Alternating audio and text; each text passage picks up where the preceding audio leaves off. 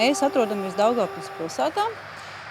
Ir tāds mikrorajons Mežciems. Padomju laikos šeit blakus skatu platformā stāvēja tanks, kā tāda piemiņas vieta Otrā pasaules kara kritušajiem.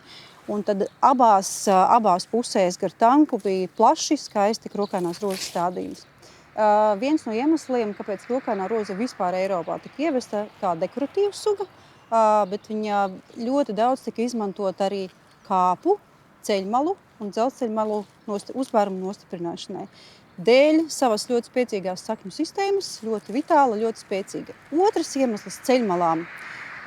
Šī ir viena no ratajām sugām, kura nebaidās no sāls ietekmes. Attiecīgi, ja ziemā kaisa sāli uz ceļiem, krokainai rozei pilnīgi vienalga. Un kāpēc gar ceļa malu ir izveidojusies tik plaša audze?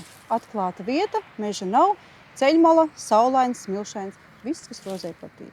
Ar krokaino rozi ļoti līdzīgi tā kā ar daudzām invazīvajām sugām. Tik ilgi, kamēr viņas aug tur, kur viņas ir iestādītas, piemēram, puķu dārzā, apstādījumos, parkos vai mūsu mājās, nekāda vaina jau nav. Tajā brīdī, kad šīs sugas pāriet savvaļā, sāk konkurēt ar vietējām sugām, tur jau rodas tā problēma. Kopumā tā ir viena no invazīvākajām ne tikai Latvijā, bet arī Eiropā. Tie galvenie draudi krokainai rozei. Pirmām kārtām jūs redzat, ka audze ir blīva, viņa ir plaša. Otra lieta, krokainai rozei ļoti spēcīga vitāla sakņu sistēma. Un ja šāda suga pamazām šāds augs sāk izplasties, audze izplašās, tad vietēji augi gluži vienkārši tiek izkonkurēti. Vislielākais drauds tas ir tieši Eiropā, Ziemeļa Eiropas piekrastēs kāpu teritorijās. Bet te atkal ir viena interesanta lieta, piemēram, Jūrmalā ir vietas, kur pašvaldības neļauj cirst nost krokaino rozi ļoti vienkārši iemesla dēļ.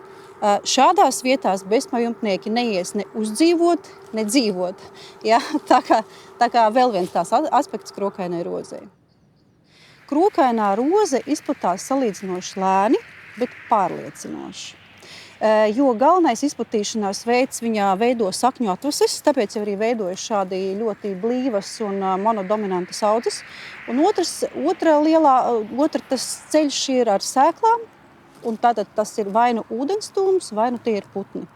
Pirmām kārtām viens no visu rožu atpazīšanas, suga atpazīšanas pazīmēm tie ir augļi. Tātad koši oranži, koši sārti, tādi apkārt ir mīkstums, kurš starp citu ir veselīgs un garšīgs. Un iekšā ir pietiekami liels daudzums sēklu. Putniem garšo C vitamīns. Principā tas ir patīkams, garšīgs, sulīgs, aromātisks mīkstums, kuru izmanto starp citu arī kulinārijā. Tad, ir savi plusi bez šaubām, jā.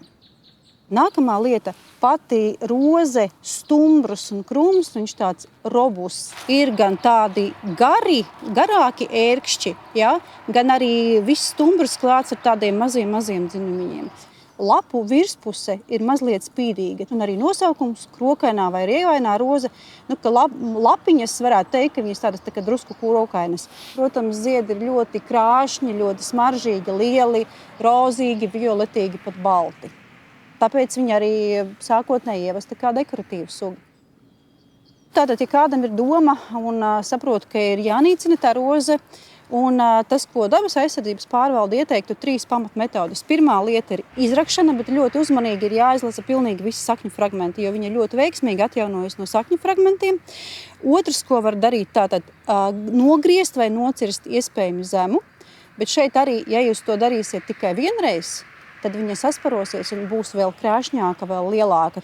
Un trešā, tāda arī dabai draudzīgā metode ir noganīšana. Aitām un kazām tīri labi patīkot. Ņemot vērā to, ka Latvijā tādi mērķtiecīgi plānveida visu Latviju aptvarošu pētījumu par invazīvo sugu izplatību nav, tad ir ļoti svarīga katra ziņa. Pirmām kārtām kaut vai dēļ tā, lai saprastu sugas izplatību, tāpēc noteikti mēs iesakām šo izveidoto invazīvo sugu pārvaldnieku vērt vaļā, ja ir, likt punktu ziņot, jo ziņošana ir ļoti viegla. Jo dati ir vitāli svarīgi. Lai pieņemtu pareizus un labus lēmumus, ir jāsaprot, cik tad viņas ir.